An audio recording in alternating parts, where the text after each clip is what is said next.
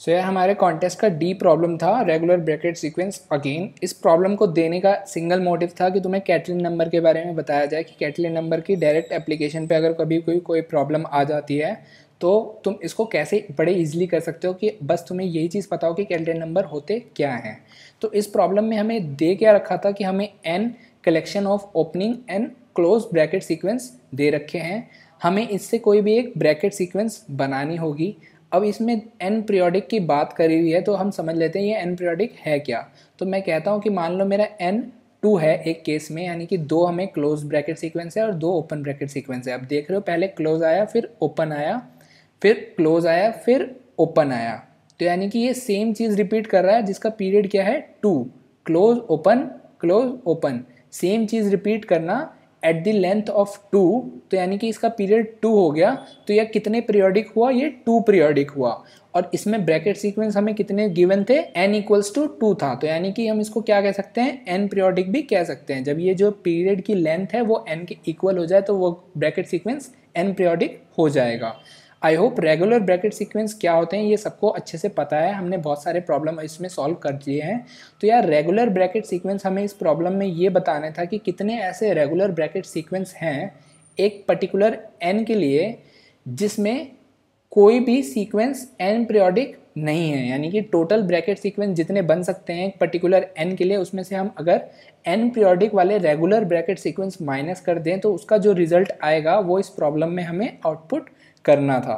तो समझते हैं कि यार इस प्रॉब्लम को कैसे हम सॉल्व कर सकते थे। यार इसके लिए मैंने पहले कहा कि पहले हमें डिसाइड करना पड़ेगा कि यार हमारी अप्रोच क्या होनी चाहिए, कैसे हम करेक्ट काउंट निकाल सकते हैं। तो मैंने n को 2 हिस्सों में डिवाइड कर दिया कि एक बारी n का केस ऑड होगा और दूसरी बारी n मेरा इवन होगा। तो n ऑड के केस में मेरे कितने ऐसे ब्रैकेट सीक्वेंस हैं जो n पीरियोडिक होंगे, ये मैं किसी तरीके से अगर निकाल पाता हूँ किसी भी केस में तो मैं टोटल रेगुलर ब्रैकेट सीक्वेंस से वो मैं माइनस कर दूंगा।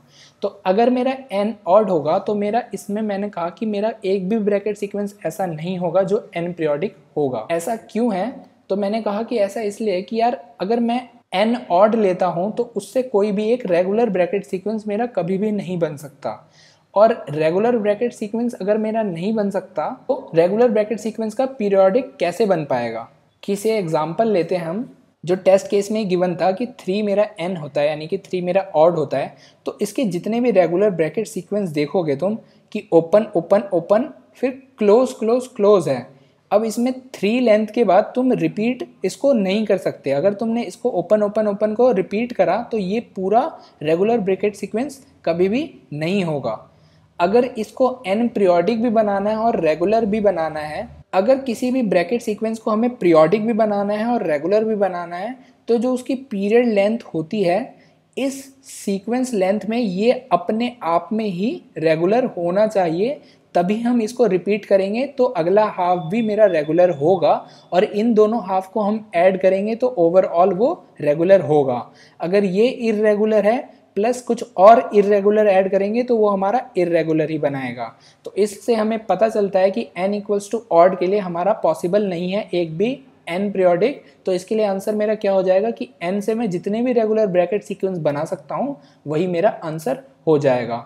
इवन के केस में अब मैं क्या देख रहा हूँ कि यार इवन के केस में कितने मैं n पीरियोडिक बना सकता हूँ। तो यार सिंपल है, जैसे मैंने तुम्हें इसमें सिखाया कि मेरे को n पीरियोडिक बनाना है तो मेरे को n/2 को रेगुलर ब्रैकेट सीक्वेंस बनाना पड़ेगा, ताकि n/2 प्लस n/2 करूँगा तो मेरा वो n पीरियोडिक बन जाएगा। तो मैंने सिंपल कहा कि n से मैं जितने भी रेगुलर ब्रैकेट सीक्वेंस बना सकता हूँ उसमें से मैं क्या माइनस कर दूंगा कि n/2 से मैं कितने रेगुलर ब्रैकेट सीक्वेंस बना सकता हूँ।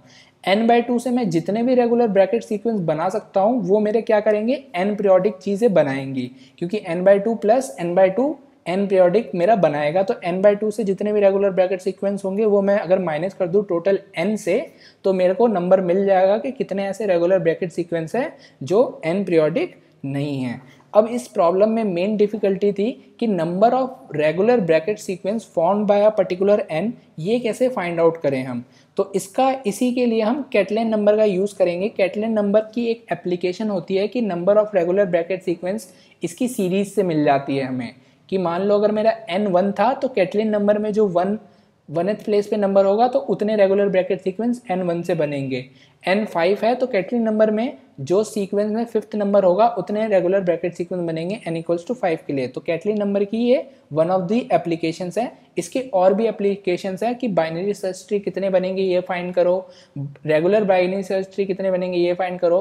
तो ये सारे एप्लीकेशंस पढ़ने के लिए एक बारी GFG पे तुम पढ़ लेना, वहाँ पे काफ़ी अच्छा एक्सप्लेन कर रखा है कि इसके एप्लीकेशंस क्या हैं।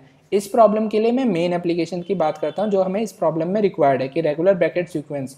तो कैटलिन नंबर हम निकालते कैसे हैं, C0 और C1 हमारा इसमें 1 होता है। Cn+1 के लिए हमें क्या लेना होता है, समेशन लेना होता है C ऑफ i इंटू में C ऑफ n-i, और यहाँ पे i मेरा 0 से n तक चलता है। तो ये अगर मैं समेशन ले लूँ तो मेरे का Cn+1 कैलकुलेट हो जाएगा जिसमें n मेरा ग्रेटर देन इक्वल्स टू 0 होता है। तो इस प्रॉब्लम के तो इसके कोड में भी मैंने सिंपल क्या करा, मैंने 5000 तक n मेरा 1000 तक था तो मैंने एडिशनली ऐसे ही 5000 तक के लिए सारे कैटलिन नंबर निकाल लिए। n² में ये निकल जाएगा। एक बारी मेरे कैटलिन नंबर अगर निकल गए तो मैंने सिंपल चेक कर लिया, अगर मेरा n ऑड है तो मैं n से dp ऑफ n में मैंने आंसर स्टोर कर रखा है, यानी कि dp ऑफ i मेरा क्या रिप्रेजेंट करता है, कैटलिन नंबर में ith नंबर कौन सा है। तो अगर मेरा n ऑड है तो n से जितने रेगुलर ब्रैकेट सीक्वेंस बन सकते हैं मैंने वही आउटपुट करवा दिया। अगर मेरा इवन है तो मैंने क्या कहा कि n से कितने बन सकते हैं वो करवा दो और इसमें से क्या माइनस कर दो कि n/2 से कितने हो सकते हैं। अब मेरे को यहाँ पे मॉड्यूलो लेना था हमेशा आंसर में, तो यहाँ पे भी मैंने मॉड्यूलो लिया है कि कहीं मेरा कोई नंबर अगर बड़ा होगा तो वो छोटा हो जाए। इस बात का बहुत ध्यान रखना, मॉड्यूलो के प्रॉब्लम में हर जगह पे ध्यान रखना होता है, कहीं भी रेंज से बाहर नहीं जानी चाहिए तुम्हारी चीज़ें। और मैंने यहाँ पे आंसर में से कुछ माइनस करा है, तो अगर ये गलती से कभी नेगेटिव हो गया और तुमने मॉड्यूलो ले लिया p के साथ तो सब गड़बड़ हो जाएगा। तो उस नेगेटिव ना हो तो हमने एक एडिशनल p इसमें ऐड कर दिया है। अगले स्टेप में जब हम मॉड्यूलो p लेंगे तो ये एडिशनल p रिमूव अपने आप ही हो जाएगा अगर ये एक्स्ट्रा होगा तो। फिर हमने आंसर को आउटपुट करवा दिया। अब देख लेते हैं यार कि कैटलिन नंबर हम कैसे निकाल सकते हैं। तो मैंने p 10⁹ से इनिशियलाइज कर दिया था जिससे हमें मॉड्यूलो लेना था। एक मैंने डीपी एरे बना लिया है 10e5 का, एक मैंने डीपी एरे बना लिया है 10⁵ का और सबको 0 से इनिशियलाइज कर दिया है।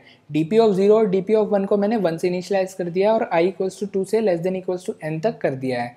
अब मैंने क्या कहा था, कैटलिन नंबर में अगर n+1 निकालना हो तो मैं किसी भी एक i को 0 से लेके n तक चलाऊंगा। मेरा i यहाँ पे मैंने ये वेरिएबल बनाया और j को मैंने इस वेरिएबल के लिए लिया है। तो इसको समझना कि यहाँ पे मेरा i क्या रिप्रेजेंट करता है, ये n+1 रिप्रेजेंट करता है और ये j मेरा उस इक्वेशन में i रिप्रेजेंट करता था। तो 0 से लेके n+1 यानी कि n तक चलेगा। और मैं मल्टीप्लाई क्या कर रहा हूँ, dp of j into dp of i minus j minus 1। i मेरा क्या था n+1, उसमें से -1 कर दिया, क्या हो गया n हो गया। माइनस j मेरा क्या था उस इक्वेशन में i, तो यानी कि n-i यानी कि c ऑफ n-i को किससे मल्टीप्लाई करा, c ऑफ i से, जो इक्वेशन हमने वहाँ पे लिखी थी। बस यहाँ पे वेरिएबल चेंज है। वेरिएबल चेंज के साथ हमने मॉड्यूलो लिया है हर एक स्टेप में। तो मॉड्यूलर अर्थमेटिक अगर किसी को नहीं आती है तो वो मेरी नंबर थ्योरी की वीडियो में से वो चीज़ सीख सकता है और इसकी प्रैक्टिस कर सकता है। और अगर इसको कोई समझ ना आए किसी को ये वाली चीज़ हमने कैसे करी है, ये वाली हम कैलकुलेट करते जाएंगे और इन सब का समेशन हम डीपी ऑफ आई में ऐड करते जाएंगे। और समेशन लेने के बाद भी हम एक बारी मॉड्यूलो कर देंगे कि कोई भी नंबर मेरा बड़ा ना रहे। तो इस हिसाब से हम कैटलिन नंबर आराम से निकाल सकते हैं। और एक बारी हमने ये चीज़ निकाल ली तो ये प्रॉब्लम बहुत ज़्यादा इजी हो जाती है। आई होप सबको ये चीज़ समझ आई होगी। किसी को कोई डाउट रह जाता है तो वो कमेंट सेक्शन में डाल सकता है।